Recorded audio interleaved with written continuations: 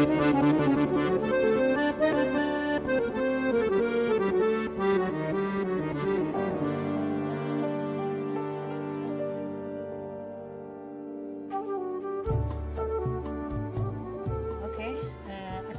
warahmatullahi taala wabarakatuh.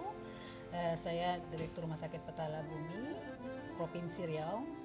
Rumah Sakit Petala Bumi adalah milik daripada Provinsi Riau. Dari Rumah Sakit Petala Bumi ini kena Provinsi Riau, tetapi di provinsi ini juga, di Kota Pekanbaru ini juga ada rumah sakit tipe C, itu Kota Pekanbaru.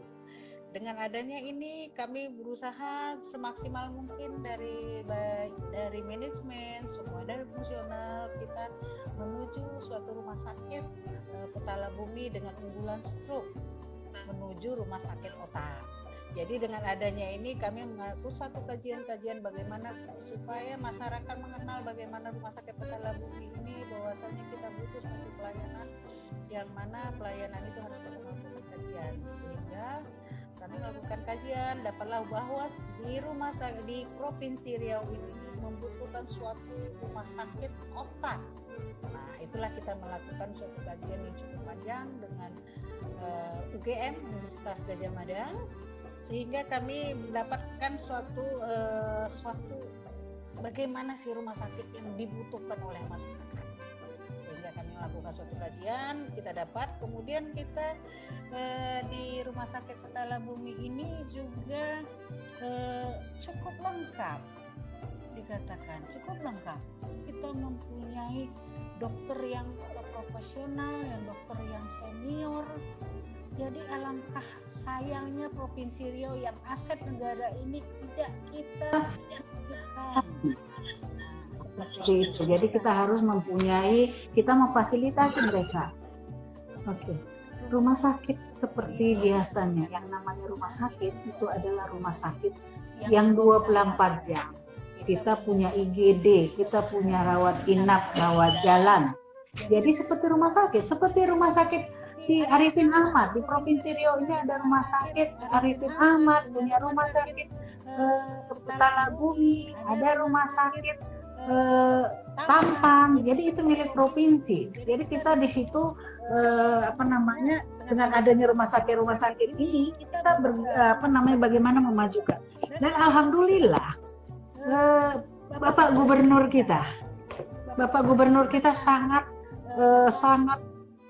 memperhatikan, sangat membantu kami, sangat memfasilitasi kami di dalam pengembangan rumah sakit ini.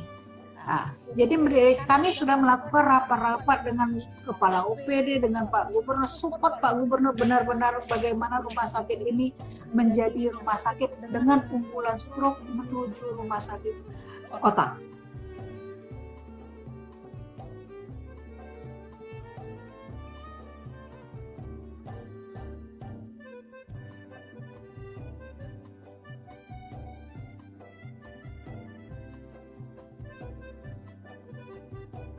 Dengan rumah sakit dengan akreditasi ini kami menerima sertifikat akreditasi utama. Jadi dengan akreditasi bintang 4 ini kami siap untuk melayani masyarakat, bagaimana pelayanan prima yang akan kita berikan, kemudian juga fasilitas daripada SDM yang saya katakan tadi sudah cukup baik. Jadi kami juga di sini tidak bermain-main karena kami juga dinilai oleh tim akreditasi. Jadi kami semua fasilitas semua kita punya standar di dalam pelayanan di rumah sakit sesuai dengan akreditasi. Oke. Kemudian ini ada juga penghargaan lainnya, adalah penghargaan dan terima kasih ya. Jadi Petala Bumi sebagai Provinsi Riau sebagai rumah sakit rujukan penanganan COVID-19 di Provinsi Riau.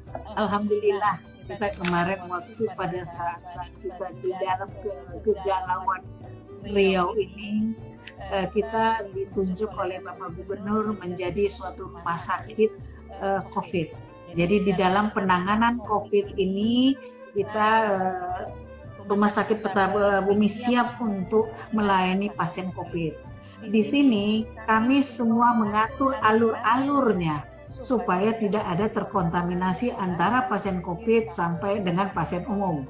Jadi pada masa COVID kita meletakkan ruangan-ruangan untuk pasien COVID di lantai 3. Jadi terputus di situ. Jadi kami mempunyai 45 bed untuk pasien COVID. 45 bed ya? Ya. Wow.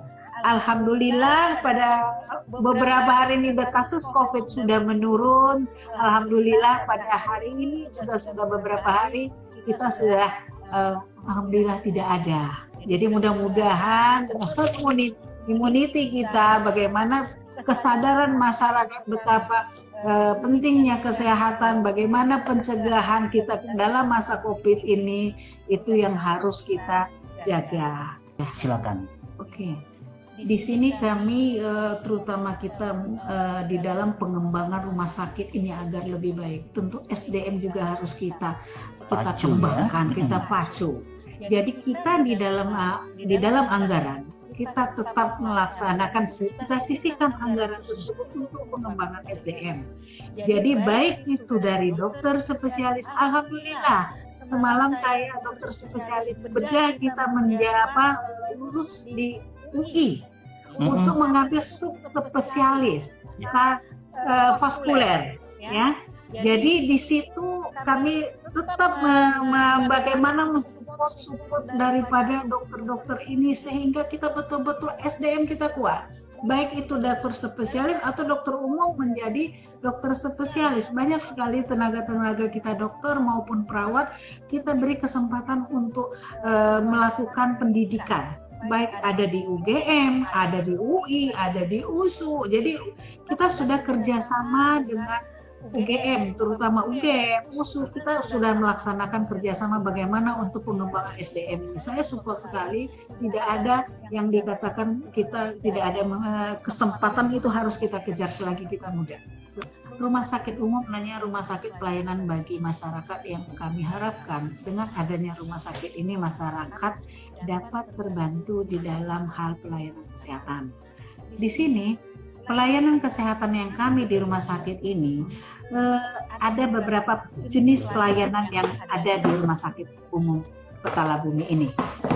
Pertama adalah yang karena kita menuju rumah sakit OPAK ini, kita rumah sakit dokter saraf, pelayanan klinik saraf ada, klinik saraf, klinik penyakit dalam, klinik bedah, klinik objin, klinik poligigi, klinik THT, klinik daripada anak, kemudian kulit kelamin, jantung.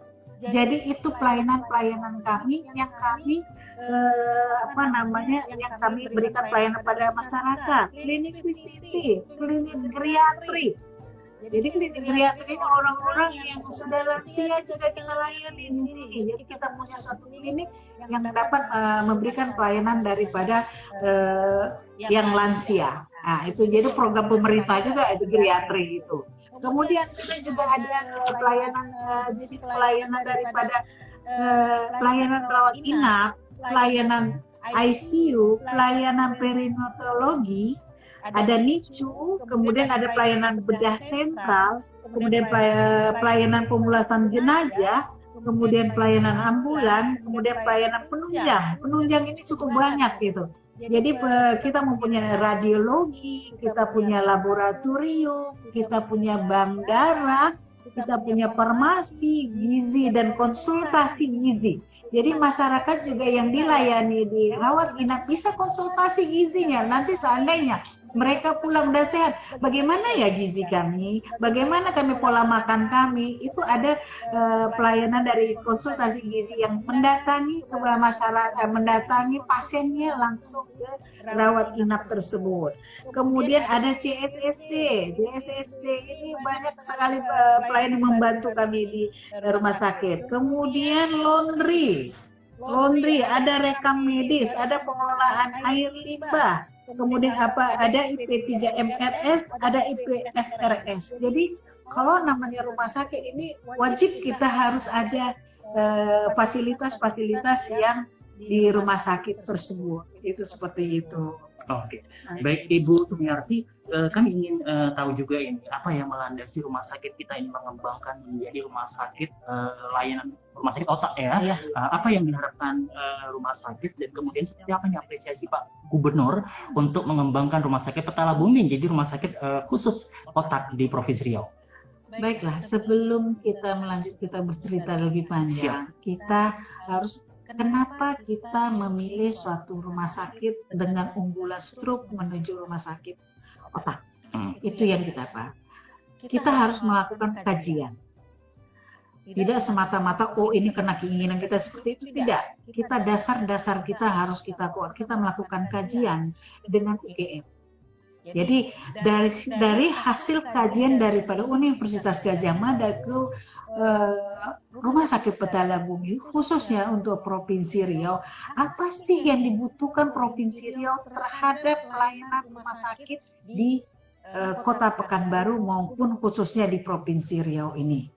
Dengan adanya hasil kajian yang panjang kita menentukannya, karena kami juga dapat ada kajian, kemudian data dari BPJS kita ambil, data dari Dinas Kesehatan kita ambil, dari rumah sakit swasta kita ambil. Ternyata itu yang dibutuhkan oleh masyarakat Riau, khususnya Provinsi Riau yang melayani pelayanan kesehatan adalah rumah sakit stroke pertama. Kenapa kami mengatakan stroke? Jadi kami tidak seperti stroke itu juga kata dari kajian, oh iya udah stroke. Kami tidak puas, kami melakukan kajian lagi ke rumah sakit Bukit Tinggi, rumah sakit stroke Bukit Tinggi. Kami konsultasi kayak ternyata di rumah sakit Bukit Tinggi itu 75 sampai 80% adalah orang Riau. Jadi kita di situ alangkah terkejutnya. Berarti orang Riau sama pola orang Riau dengan Bukit Tinggi itu karena banyak makan santan. Kemudian pola gaya hidupnya seperti itu. Jadi akhirnya kita melakukan kajian semua, ternyata itu satu dapat kita dapatkan. Kemudian kita juga melakukan ini gimana ini? Oh, kita punya rumah sakit pusat otak nasional ada di Jakarta. Kami pergi ke sana lagi bersama tim.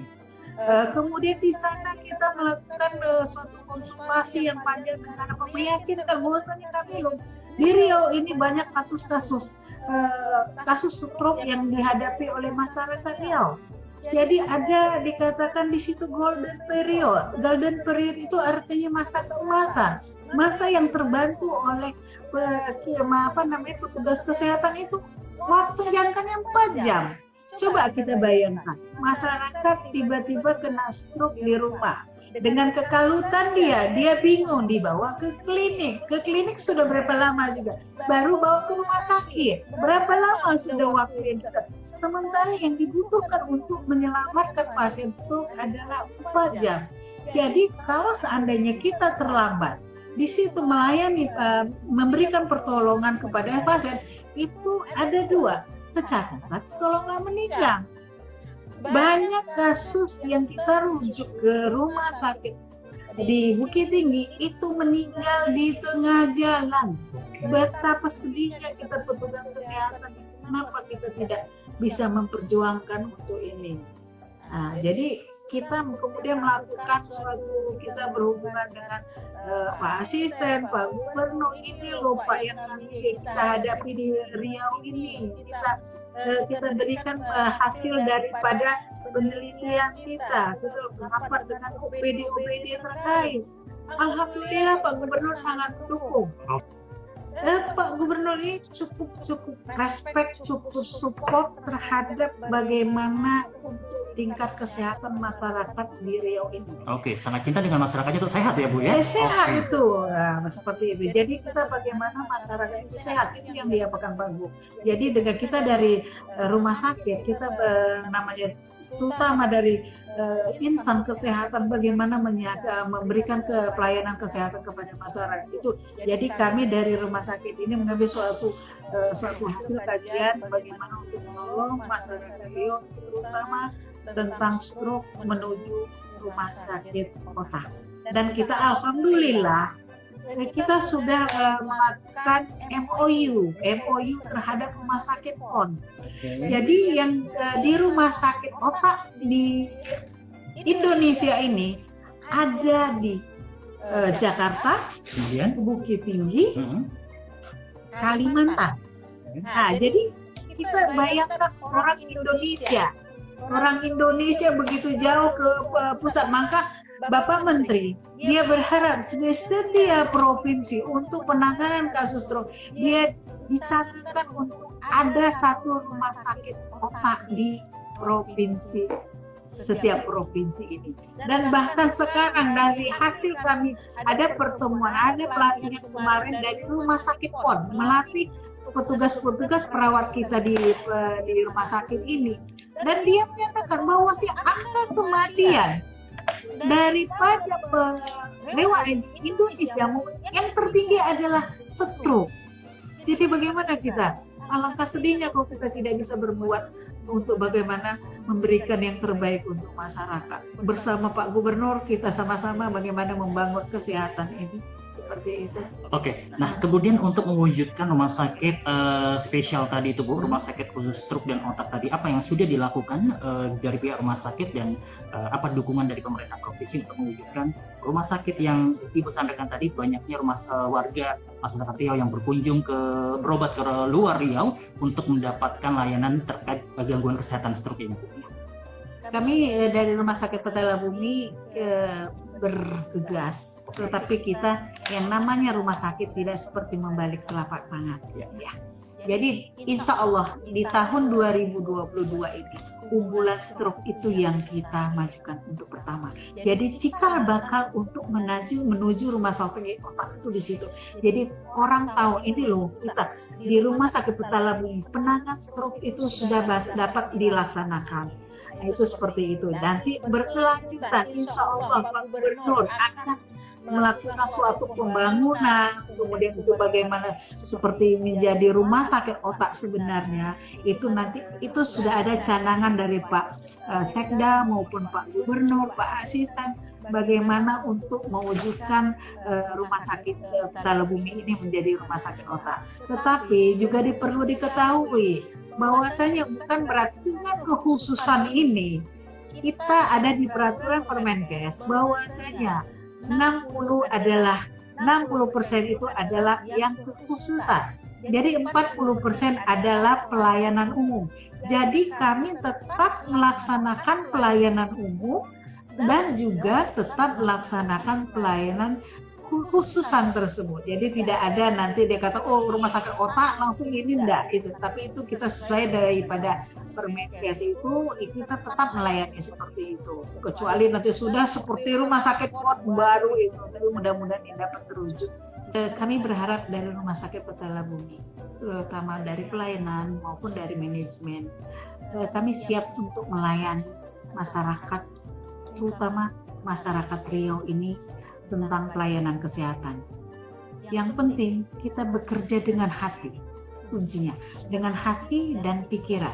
Kalau kita sudah bekerja seperti itu, semua pelayanan yang ada di rumah sakit Petala Bumi ini dapat berjalan dengan baik. Dan tolong kalau memang ada sesuatu yang masukan daripada masyarakat, kami siap untuk menerima bagaimana untuk pengembangan rumah sakit Petala Bumi. Pandemi ini tetap harus menjaga kesehatan, ya anak-anak diharapkan tetap menjaga kesehatan dengan sering mencuci tangan, ya kalau keluar selalu memakai masker dan hindari dari kerumunan. Kalau bisa ya jangan dibawa anak-anaknya ke tempat keramaian. Baik, untuk asupan gizi dan lain sebagainya perlu dipersiapkan kalau ya tetap anak-anak dalam proses pertumbuhan memerlukan makanan yang cukup nutrisi, cukup gizi, tetap makan olahan dari keluarga yang tidak banyak memakai zat-zat kimia, dan diperlukan juga tambahan meminum susu itu untuk pertumbuhan otak.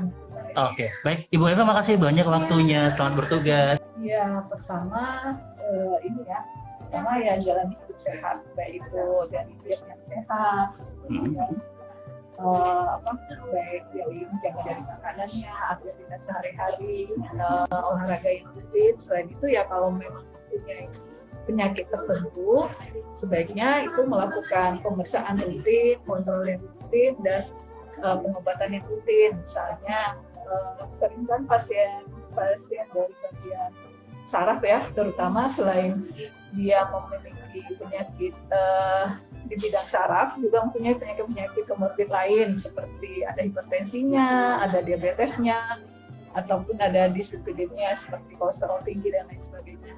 Nah, itu juga harus diterapi. Nah, jadi kalau ada menderita penyakit tertentu, dia harus melakukan pemeriksaan secara teratur dan pengobatan secara teratur.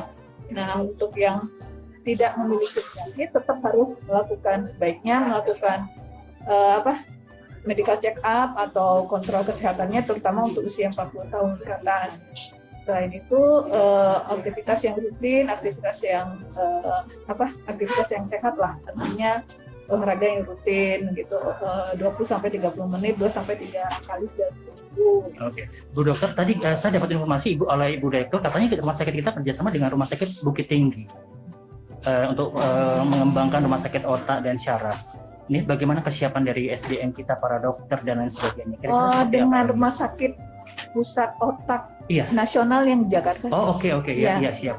Nah, kita udah untuk perawatnya udah dilakukan pelatihan untuk kesiapan menangani si pasien-pasien. Kan tahap awal kita akan unggulannya stroke dulu, jangka pendek, jangka panjangnya baru nanti akan ke rumah sakit otak.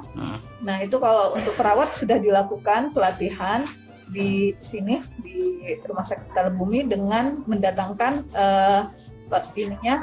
supervisor langsung dari Rumah Sakit Pusat Otak Jakarta. Nah, untuk tahap berikutnya untuk dokter dan dokter spesialis dan dokter. Ya, Bu Dokter, tadi saya juga sempat merekam yang disampaikan banyaknya pasien-pasien di Riau ini dengan gangguan stroke dan syaraf atau otak ini. Apakah betul juga pola hidup ini menentukan dari terpaparnya masyarakat Riau dengan penyakit ini? Iya. Jadi kan di mana yang paling banyak kasusnya kalau di bagian saraf itu stroke ya. Dan stroke itu yang paling banyak itu masih stroke yang jenis stroke kan ada 2 jenisnya, yang sumbatan dan yang pecah pembuluh darah. Nah, di antara kedua-duanya itu salah satu penyebabnya hipertensi. Nah, hipertensi itu masih merupakan penyakit tidak menular yang jumlah penderitanya banyak saat ini, termasuk di Riau. Nah, itu kan penyakit hipertensi itu kan termasuk di penyakit yang karena gaya hidup. Jadi mungkin terlalu banyak makan fast food, junk food, kemudian banyak mengandung pengawet, MSG dan penyedap rasa lainnya. Nah, kemudian gaya hidup yang tidak sehat seperti kurang olahraga yang teratur, kemudian tidak melakukan pemeriksaan dan pengobatan yang teratur. Oke, baik. Terima kasih Bu Dokter waktunya dan tipsnya, dan sahabat publik kita juga mendapatkan tips sehat ini dari dokternya. Sebaiknya kita lakukan pemeriksaan berkala sekali 6 bulan untuk supaya keadaan itu supaya bisa terpantau, dan pembersihan karang gigi minimal sekali 6 bulan juga. Dan ya yang bisa dilakukan di rumah kita harus menyikat gigi malam gitu. Itu aja untuk. Oke, untuk makanan-makanan yang sebaiknya disarankan dan hindarkan seperti apa ini, Dokter? Seperti kayak makanan manis-manis. Kalau suka anak-anak terutama suka makan coklat, ya sebaiknya setelah makan yang manis-manis atau makan coklat, sebaiknya orang tuanya menganjurkan anak-anaknya untuk sikat gigi. Oke, terima kasih Dokter. Sama-sama. Ya. Setiap ada keluhan, misalnya buram, jangan abai, segera cari dokter, lakukan pemeriksaan agar setiap kelainan ataupun masalah yang didapatkan dari kondisi matanya bisa terdeteksi lebih awal, diterapi lebih awal, sehingga kita bisa menyelamatkan penglihatan lebih awal juga. Oke. Nah, kemudian untuk berkaitan dengan menjaga, tentunya ada mungkin asupan yang dilakukan ya, baik memperhatikan asupan gizi atau pola makan seperti apa itu. Oke, kalau untuk makanan sendiri dari makanan kita sehari-hari seperti dari sayuran dan buah-buahan itu juga kaya akan nutrisi yang sebenarnya juga baik untuk menunjang kesehatan mata kita ya. Contohnya sayur-sayuran yang berwarna hijau, juga termasuk sayur-sayuran seperti contohnya bayam, kangkung, ataupun sayuran wortel. Di situ kaya akan beta karotin, vitamin A yang tentunya juga menunjang untuk kesehatan mata kita. Oke, terima kasih dokter waktunya. Selamat bertugas kembali. Oke. Nah, kemudian untuk dokternya sendiri yang menangani pasiennya atau bayinya, dokter apa itu? Kita punya dokter anak ada 2 orang. Nah, dokter Melly, dokter Edi, dan dokter Emma. Oke, baik. Kepala instalasi kita dokter anak. Oke. Dokter Melly. Baik, biasanya berapa lama ini pasien dengan kondisi yang dirawat di ruangan ini ada waktunya nggak? Yang terlama itu biasanya bayi-bayi dengan bantuan alat nafas. Oke. Perawatannya bisa semingguan, tapi bisa juga 3 hari kalau kondisinya kepala-palanya lebih matang. Oke, baik, terima kasih waktunya Ibu. Nah, berapa CPAP-nya, Bu? CPAP kita ada 3 yang bisa dipakai. oke. Ventilator kita ada 1. Oke. Terus untuk infus pump, syringe pump kita juga ada. Syringe pump juga ada. Monitoring cairan infus bayi. Oke. Artinya untuk kendala masalah bayi baru lahir ini juga tertangani cukup optimal di rumah sakit kita ini, Bu ya. Untuk ruangan intensif neonatusnya ya. Oke. Instalasi perawatan neonatus Pak. Jadi ada ruangan itu, ada juga ruangan intensif. Oke, baik. Terima kasih waktunya Ibu. Di ruang ICU kita ada 3 bed pasien yang dirawat di sini. Targetnya ada yang stroke, ada dengan hipertensi, ada dengan masalah paru-paru, masalah jantung juga. Tapi ini khusus ICU dewasa ya. Oke. Kalau kita itu kamar operasi kita sekarang ada 2. Nah, terus kita sudah 24 jam. Dokter kita sudah ada dokter bedah umum, dokter objin, dokter anak, dokter THT, dan juga dokter mata. Yang kita lakukan sekarang sudah operasi seperti kalau bedah umum ya seperti kasus bedah umum, appendix itu udah. Ya. Kemudian kalau untuk objin seperti sesar juga udah THT gitu. Kita udah juga 24 jam. Oke, 24 jam dan semua pasien yang membutuhkan operasi bisa dilakukan di rumah sakit kita. Insya Allah sudah bisa. Oke. Baik, ini untuk SDM-nya Ibu bisa berapa ini total? Karena mengingat 24 jam itu butuh kesiapan dari SDM kita. Udah, alhamdulillah kita Sudah. punya 3 tim. Kalau kita perawat udah 3 tim.